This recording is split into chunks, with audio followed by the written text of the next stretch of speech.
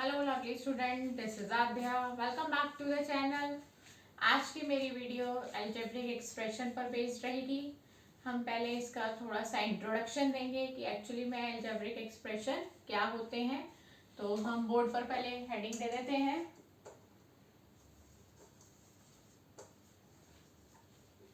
Algebraic expression.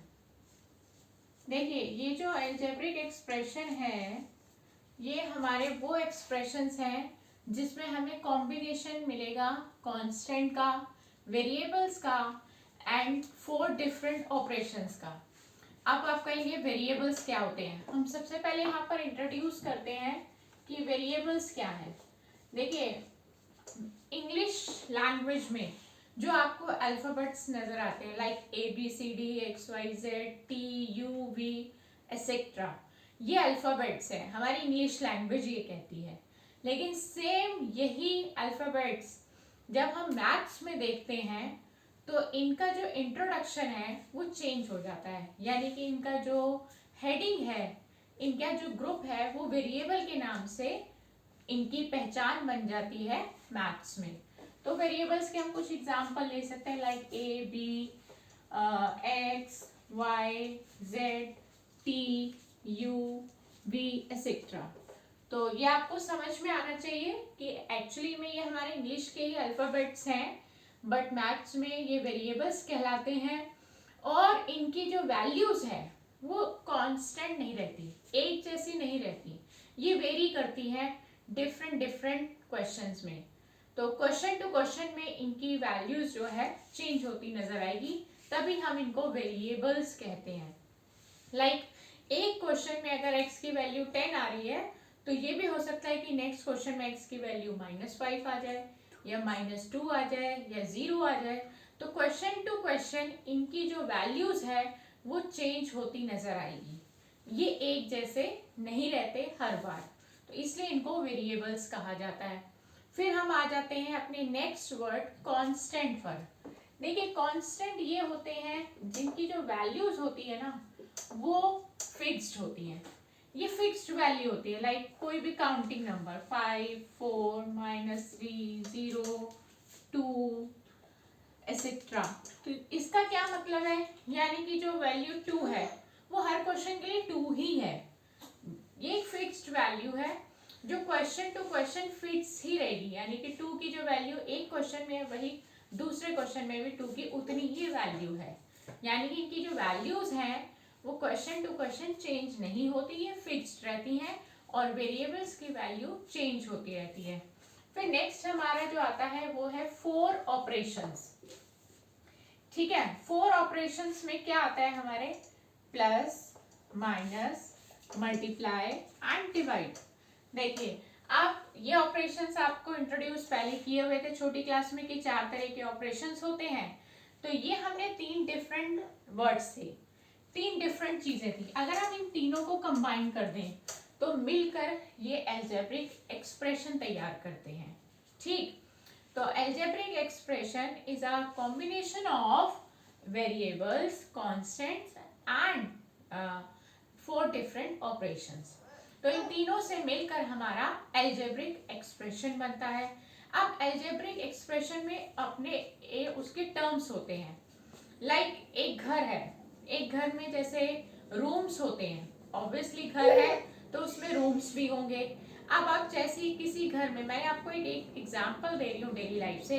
जैसे आप किसी घर में एंटर करते हैं तो आप फटाफट वहां पे रूम्स देख लेते हैं कि यहाँ पर कितने रूम्स हैं। तो आपने जो रूम्स का सेपरेशन है वो कैसे किया, आपने रूम्स का सेपरेशन वॉल से किया कि वॉल आ गई, एक वॉल आई तो नेक्स्ट रूम आ गया, फिर दूसरी वॉल आई, सेपरेशन की तो तीसरा रूम आ गया। तो इस तरह से हमने सेपरेशन किया तो हमने रूम्स को काउंट कर लिया। सिमिलरली अगर वही केस हम अलजेब्रिक एक्सप्रेशन पर आ जाएं तो वहां पे जो टर्म्स का जो सेपरेशन है ना वो प्लस और माइनस के साइन से होता है। कैसे होता है, देखिए पहली बात तो मैं आपको बता दूं कि मल्टीप्लाई और डिवाइड से टर्म अलग नहीं हो रहे हैं। ठीक, मल्टीप्लाई और डिवाइड के ऑपरेशन से हमारे टर्म अलग नहीं हो रहे। मैं एक अलजेब्रिक एक्सप्रेशन बनाकर दिखाती हूँ और फिर आपको बताऊंगी कि कैसे टर्म्स हम गिनेंगे और कैसे टर्म्स एक दूसरे से सेपरेट होंगे। ठीक, तो मैं एक एग्जांपल लेती हूँ, जैसे 4y² minus 2x plus 3t। देखिए, एक नंबर यानी कि कांस्टेंट और वेरिएबल के बीच में कोई साइन नहीं है तो वो मल्टीप्लाई होता है। तो मैंने अभी बताया था, देखो ये तो है एक एक्सप्रेशन, ठीक। मल्टीप्लाई से हमारा टर्म नहीं अलग होने वाला, हमारा टर्म यहाँ से शुरू हुआ, जैसे हमारा रूम शुरू हुआ। अब वॉल कब आएगी, जब माइनस या प्लस आएगा। तो ये देखो माइनस आ गया, तो ये एक टर्म हो गया। फिर चलो नेक्स्ट की तरफ, फिर ये 2 और x के बीच में मल्टीप्लाई है, लेकिन ये सेपरेट नहीं कर पाएगा, टर्म अलग नहीं होगा। तो टर्म अलग कब होगा, जब प्लस या माइनस आएगा। प्लस आ गया तो यहाँ लगा दो वॉल कि ये एक टर्म हो गया। फिर नेक्स्ट शुरू हुआ तो इसका एंड यही हो गया, क्योंकि 3 और t के बीच में कोई साइन नहीं है तो मल्टीप्लाई का होता है। मल्टीप्लाई से टर्म अलग नहीं होता। तो हमने क्या देखा, there are 3 terms in this expression. इस एक्सप्रेशन में हमें 3 टर्म नजर आ रहे हैं। तो आपको जब ये एग्जाम्पल दिया तो आई होप ज्यादा अच्छे से समझ में आया होगा कि जिस तरह से wall to wall rooms separate होते जाते हैं, similarly in the case of algebraic expression plus and minus separates the terms. तो प्लस और माइनस के ऑपरेशन जो है वो टर्म्स को सेपरेट करते हैं। तो आपको काउंट करना जरूर आना चाहिए कि how many terms are there in this expression. इस एक्सप्रेशन में आपको कितने टर्म्स दिखाई दे रहे हैं। हम एक एग्जांपल और ले लेते हैं, like x² plus 2x into 3y और plus 6y divided by 3y²। ठीक, अब आप चेक करें कि आपसे पूछा गया है कि यहाँ पर कितने टर्म्स हैं। आप स्टार्ट करिए, ये एक्सप्रेशन है, यहाँ से आपका पहला टर्म शुरू हो रहा है। मैंने आपको क्या बताया था कि टर्म्स प्लस और माइनस से सेपरेट होंगे, प्लस आ गया तो यहाँ पे लाइन लगा दी कि ये एक टर्म हो गया। नेक्स्ट टर्म हमारा शुरू हो गया। देखिए हम चलते जा रहे हैं चलते जा रहे हैं, एक नंबर और वेरिएबल के बीच में जब कोई साइन नहीं होता तो मल्टीप्लाई होता है। मल्टीप्लाई से टर्म सेपरेट नहीं होते हैं। तो हम चलते जा रहे हैं, देखो हमारी लाइन चलती जा रही है, फिर मल्टीप्लाई दिखाई दिया, हमारा टर्म नहीं आया, अभी सेपरेशन नहीं आया, चलते जाओ चलते जाओ। फिर 3 और y के बीच में मल्टीप्लाई होता है, एक नंबर और वेरिएबल के बीच में जब कोई साइन नहीं होता तो मल्टीप्लाई होता है। अभी भी चलता जा रहा है, हमारा टर्म अलग नहीं हुआ। प्लस आ गया तो टर्म अलग हो गया। देखो यानी कि ये पूरा एक टर्म है, हम इसको सेपरेट नहीं कर सकते। कंफ्यूज करने के लिए आपको बीच में इंटू लगाकर देंगे, बट मैंने आपको जो बात बताई है कि मल्टीप्लाई और डिवीजन से टर्म सेपरेट नहीं होते। चलिए हमारा नेक्स्ट टर्म शुरू हुआ। नेक्स्ट टर्म डिवाइड आ गया, डिवाइड से हमारा टर्म नहीं बनता, आगे चलते जाओ चलते जाओ। यहाँ मल्टीप्लाई है, टर्म नहीं सेपरेट होता, ये पूरा एक हो गया। तो there are 3 terms in this algebraic expression.